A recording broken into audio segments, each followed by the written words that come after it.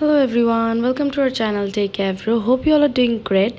So today I'm here to show you how you can change your Snapchat sound on iPhone. So for that you have to go to your settings and from here find Snapchat app. Okay, so I'm going to scroll down and then I'm going to find my Snapchat. Okay, go to Snapchat and from here go to notifications. From here you have to turn on your sounds and then you just have to go back. After that you have to go to your sounds and haptics to set your new sound for your Snapchat. So from here go to text tone. From here you can choose your favorite sound or any sound that you want to set as a Snapchat ringtone.